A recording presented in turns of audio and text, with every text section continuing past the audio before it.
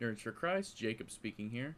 So today we're going to be reviewing the phone I got back a few months ago, and I wanted to do a comparison for you guys. And I honestly think, as far as budget phones go right now in the Samsung Galaxy department and just overall quality phones, I'm pretty impressed with what I got, and I'm going to show you how it's basically comparable, sometimes better, sometimes not as good, to the Samsung Galaxy S10. And the phone I have is the Samsung Galaxy A51. So over here, I've set up a kind of a wider range, going from all the way from the Samsung Galaxy A51 all the way up to the Samsung Galaxy S20. Of course, I could have added more variations because I know there's the Galaxy S20 Plus, but I just kind of wanted to do what maybe people in the same price range I was looking at when I got this a few months back, kind of a good comparative and like to kind of help make a decision. So let's walk through some of these statistics. Okay, so the storage capacity across all four phones is the same, 128 gigabytes. It's really good. I have, in fact, I can look at right now. I have an insane amount of apps. I use a lot of apps. I can go to my library and even tell you how many I have installed on my phone right now. Okay. I have 204 apps. So that's a lot of apps, I think. And some big ones like Amazon Shopping, which is 425 megabytes, Pokemon Go, all sorts of big apps I use. So, and I mean, I think let me see what my storage is at. Yeah, I've only used 40%. So, I remember 32 gigabytes and 64 gigabytes on a phone was kind of like, ooh, I'm getting close to filling it up. But this 128 gigabytes plus, I mean, you've got room for a micro SD. So I really don't find anyone, unless they do a lot of recording, personalized, maybe vlogging and stuff with their phone. I couldn't imagine them really filling this up. So this 128 gigabytes across the board on these four phones is a wonderful amount of space. Now the camera, where this kind of gets interesting. I can't remember. It will tell us down below. But if you look right here on the A51, it has a 48 megapixel camera, 112 and two 5s. The Samsung Galaxy has two 12s and a 16, which also matches its S Plus version, well, just the Plus version. And then the Samsung Galaxy has two 12s and a 64 megapixel. And I'll get back into that a little bit. Batteries. Now, this is kind of interesting. The A51 has a better battery than the Samsung Galaxy S10. However, the S Plus, and I can kind of confirm the S Plus personally. As I said, I own the A51. I have a personal close friend who owns the S Plus, and I have another personal friend who owns the Galaxy S20.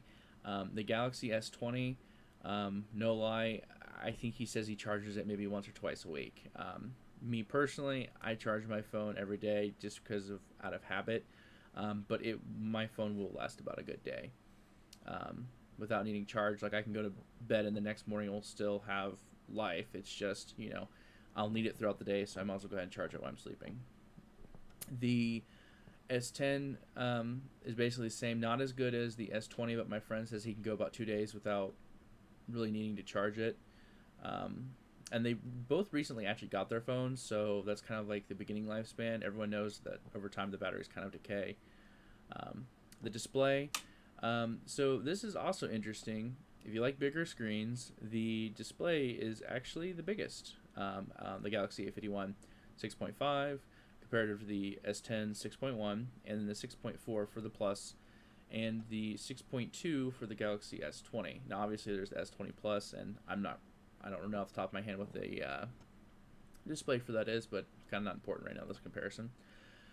And then RAM, this is where the A51 kind of loses out. However, I play a lot of games on my phone. I haven't really seen so much of a disadvantage to the 6 GB compared to the 8 GB. Obviously, I've gotten to play around with the other two a little bit, and yeah, they're extremely fast. But um, it's kind of, is it worth the price to you? And we'll get into that later as well.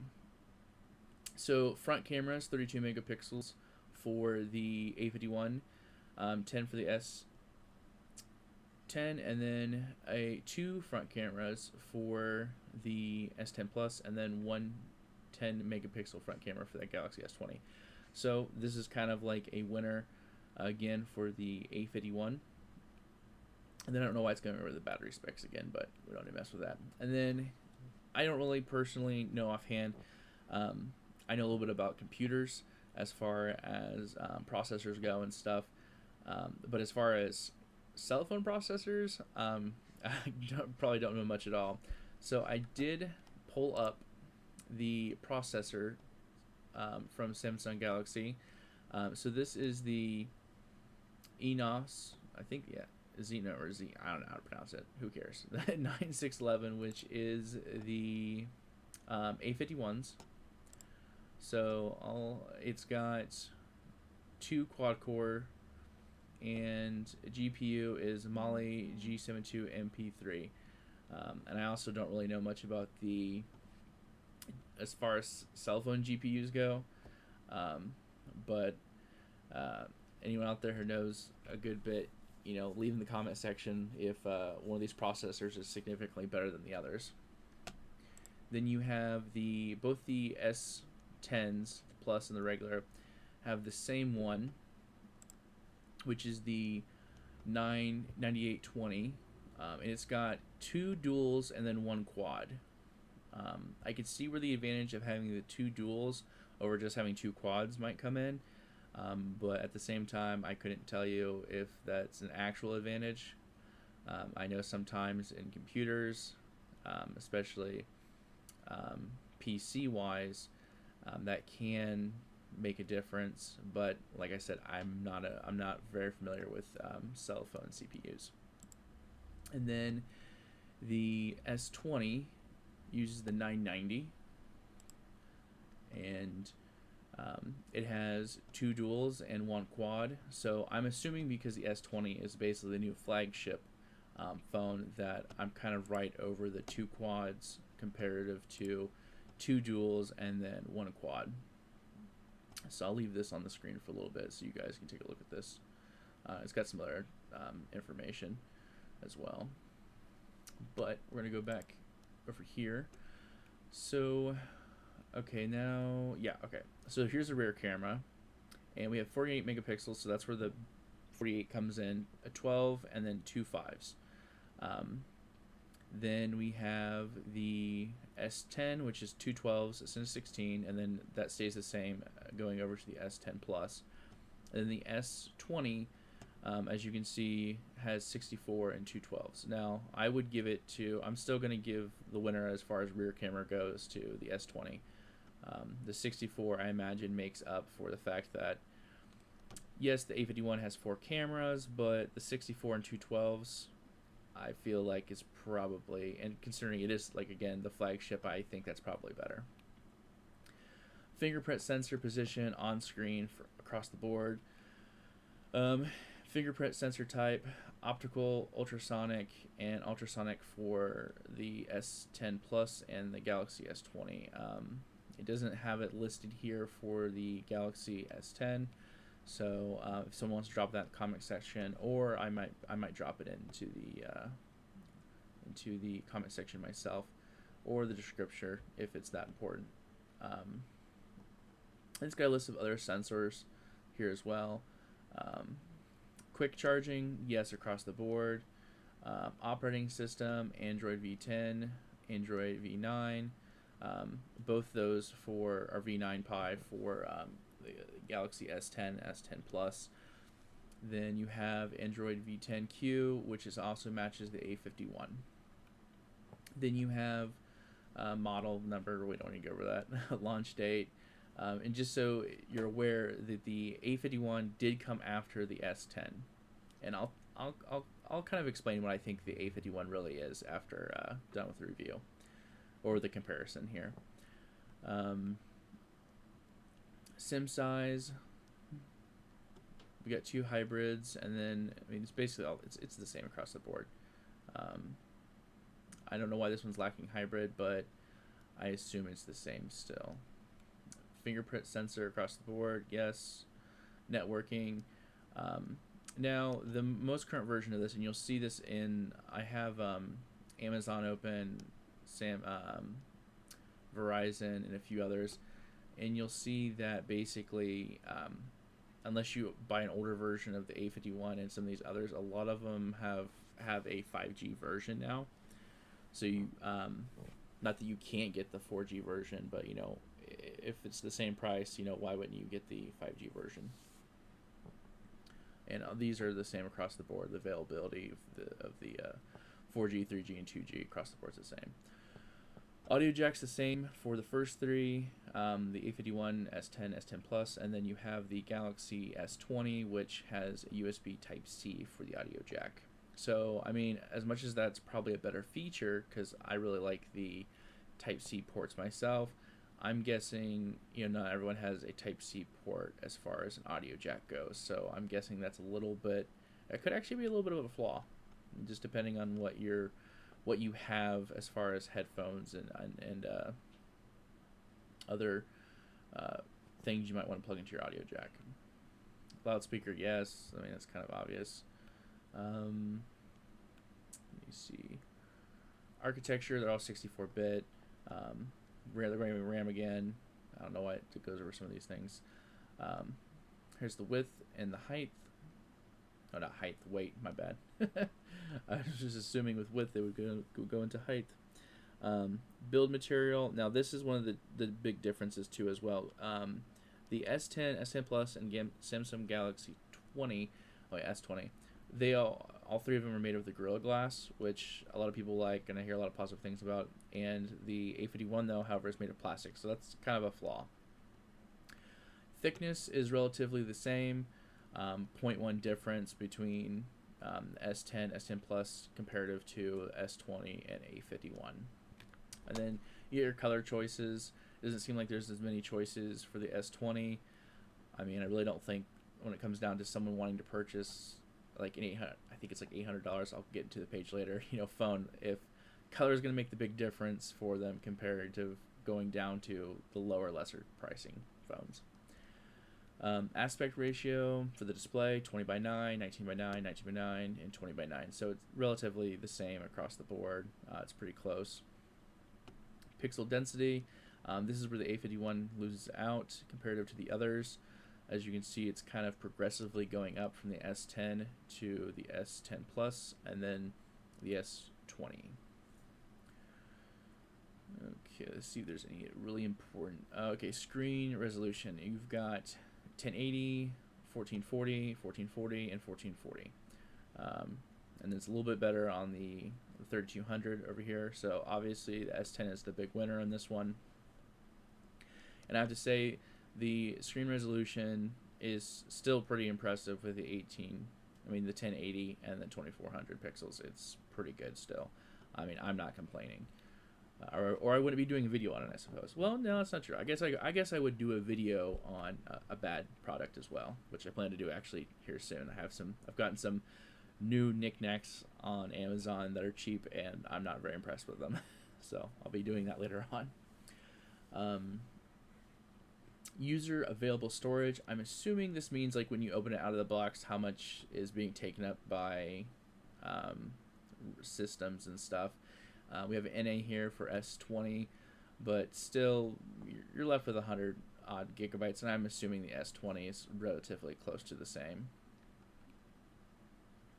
Expandable 512 across the board, except for the S20, which allows a full terabyte. I don't know. I mean, again, probably with videos or something, you're doing something special with your phone if you need and desire a 1 terabyte micro SD to put into your phone. And then image resolution. First let's go over camera features. 8x digital zoom, auto flash, face detection, and touch to focus. 10 times digital zoom, auto flash, face detection, touch to focus, which is the same as the S10 Plus. These two are basically the same. And then it says digital zoom. It doesn't give a times modifier, but I'm assuming if it's at least equal to the A51, or if not better than the S10 and S10 Plus. Then we have autofocus, and this is one of the bad things about the phone, the A51 too. I mean, yeah, the A51, not 51 too. This is one of the bad things, is the fact that it doesn't have the autofocus feature. I really think this would make this phone phenomenally better, and like one of the best choices out there right now for those who are wanting to save a little bit of money but still having a really nice phone, is if it had the autofocus feature. I mean, you can see the pixels up here, which I'm not even sure if this one's right. That seems rather extravagant compared to even the S20. It might be, because I don't know. I'll have to look into this one. I'm not sure. I mean, it's literally double. Not that it's not possible. It's just double. So we'll get back to that. Then let's see if there's anything else we haven't got. Okay, recording. This is also an important statistic for those who are wanting to maybe take their phones and start off with streaming or recording videos like I'm doing now. So the A51 is 1920 1080 by 30 frames per second, and then you have a huge jump in 30 frames per second for the S10 S10 Plus, and then you've got, but it looks like they can't do the lesser. I'm guessing the only reason I'm saying that is it shows the Samsung Galaxy S20 has the lower option equal to matching the A51, so it's a possibility that these two can't go that low, so it might make things difficult for what video quality you're uploading sometimes. It might be really big file sizes and stuff. So this is kind of a nice feature to have the option to either, take it to the max with this, or, come down a little bit to more normal resolution people are used to. Kind of the standard resolution, I would think. Talk time, it says 32 hours, 21 hours. These, I'm kind of surprised. I mean, maybe, because like I said, my friend says he doesn't need to charge his phone all the time with the S10, and he's got the S10 Plus. Maybe the standing, not in phone in use hours are longer, and that might be why. Or maybe I just use my phone a whole lot more, so maybe that's why I have to constantly charge it. And not constantly, but once a day. I charge it once a day, and that's all I need to do. I try not to let it overcharge either. So unfortunately, we don't have the Galaxy S20's running hours on this. Then that's basically it, and we're going to show you dollar prices, not pounds. I assume this is pounds. So I'm going to go ahead and close this out. So first, I figure I'd take you over to Amazon. So maybe someone who's not wanting to hook up with a provider or get contracts or anything like that. Maybe someone looking to just buy it straight out too. So $324 for the Galaxy A51 is what you'd be looking at, and of course you can wheel and deal with new and used for different prices. Though I mean, I guess if it's going to condition, go for used if you really want to, but I'm a stickler for electronics. I particularly don't like going used. I know a lot of people swear by it, and they get good deals and stuff, but I'm afraid of a new device coming broken, so why would I take a chance on a used? So the S10 is a huge jump. At least I think it's a huge jump. $324 to $449. I mean, that's more than $100. Now, obviously, this is on sale right now. So, but I mean, if it's on sale now, I would expect it to be on sale other times too. And then you have the S10 Plus. Now, this one's interesting. It could just be, well, yeah, it's on sale too. So normally it is $804, and they're basically halving it almost. You're saving $326. So they basically knocked down the. At this point, why wouldn't you buy the S10 Plus? It's literally cheaper than the Galaxy S10.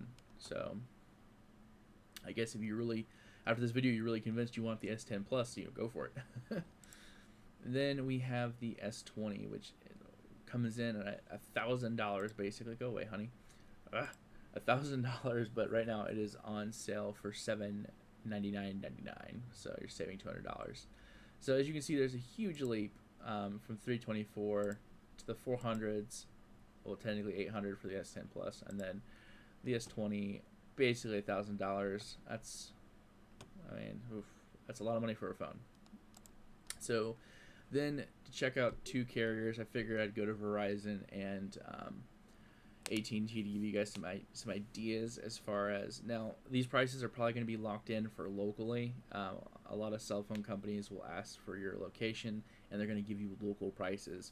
So I can't guarantee these prices comparative, especially if you watch this video like a month or two down the line. So just be aware these prices may vary, but just to give you an idea of what to expect if you have or are going to go with one of these companies.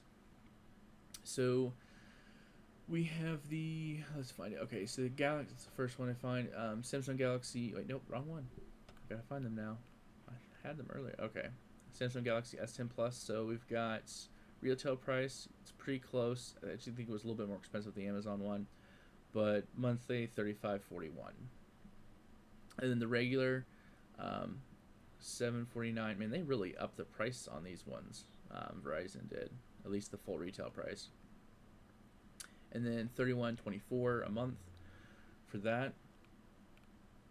And then the S20 we have is a $200 difference comparative to Amazon for the full retail price, and $39.99, which the monthly isn't that bad.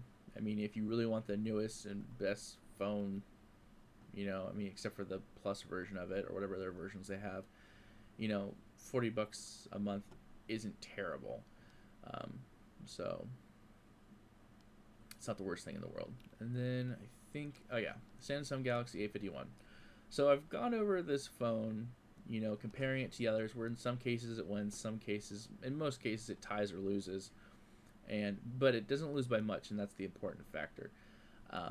24 months, 0 APR, but right now you get it for free. So if you're signing up or you're with them currently and you want to upgrade or something, I don't know how their upgrades work exactly, but I mean $400, which is comparative to what we saw on Amazon, a little bit more expensive, but at the same time, oh no, lost my place. At the same time, if you're starting up with Verizon, you're getting it for free, so that's a pretty good deal. And then let's head over to AT&T, which is what I actually personally go through. I wanted to put at least two companies out there. I didn't do T-Mobile, which I think recently bought Sprint, and not a big fan of Sprint, and I'm really not a big fan of T-Mobile either, so I just didn't want to put them in my video. So we have the S10, which is $40, which is comparative. I believe it's actually exact match. Yeah, well, no, okay, a penny more. A penny more for 40, for the same amount, which is $1,199. Then we have the A51, which is a little bit more expensive. Now, I actually got this phone when I went through AT&T on a deal. I got it for $1 a month for like 2 years. And the full retail price is a little bit higher than I think it should be. It's showing $500 when we know it's $300 range to $400 range. So maybe if you're with AT&T, purchase your own phone and just make sure it's unlocked to be able to be used for AT&T. And then we have the S10, so $749 and then $25 a month. I think this is I think for the S, was it the Plus? Oh, well, I'll close these out. Okay. For the Plus. Okay. S10 Plus, what we see, was $849, and then the Samsung regular S10 was $749. So, okay, here's the S10. I remember now. Okay, I'll explain in a second. Okay, so it's relatively close to the same, $25, and then let's see. Okay, so actually, it'd be better to go with the AT&T if you're going for monthly cost. And I don't know why they have it. I'll show you. They have it listed, but you cannot in the search find the S10. Where's my plus button? Why can't I find the plus button? There it is. You can't find it in the shop. At least I couldn't earlier. If it pops up and see it just shows the Samsung Galaxy S10. So maybe they don't have it anymore. I don't know. Maybe it's on backstock and they just took it down or something. But I couldn't find it, so it's unfortunately something I couldn't add to the comparative as far between Verizon and AT&T for the pricing goes. As far as the pricing goes. So, kind of in closing on my opinion is, as someone who personally owns the A51, I think it's a really good phone. I think it's great quality. I think it's everything you want in a kind of a newer phone, but you don't want to basically break your bank spending $1,000 or $800, $700 on a phone. Now, earlier I talked about what I think this phone is. I really think this phone is basically the S10, and they took a year or two to take a look at what they did with the S10, and they thought, how can we improve, keep the same, and maybe redo the S10 with cheaper parts. I don't mean by cheap bad either, just how to cut costs, but not exactly cut corners, and come out with a really good product. And I really think this is indeed a really good product. And if you personally have the phone, put in the comment section what you think. If you have the S10 or the S10 Plus or the S20, put in the comment section as well what you think about those. But as far as budget goes, for someone who really wants a nice phone for, like I said, a decent price, I really don't think you can go wrong with the A51 right now. And that's it for my video. Hope everyone's staying safe, and God bless. Okay, as you can see, this is the visual and audio test for the A51 Samsung Galaxy front camera. And as you can see, there's no autofocus. But the picture, in my opinion, is still pretty crisp and clean. And I'll go ahead and do a reverse on the back side to show you the camera quality on that. Okay, this is the back cameras. This is the visual quality, and also, even though it's the same mic on the phone, the orientation may make a difference as to whether you're filming back or front. But this is the mic test as well for that. So as you can see, there's basically zero difference. This is the mic test for the phone without, as you can see, the case on it. I wanted to give it a chance to possibly improve, and I figured taking the case off would be the best way to do that. So this is the audio test without the case on.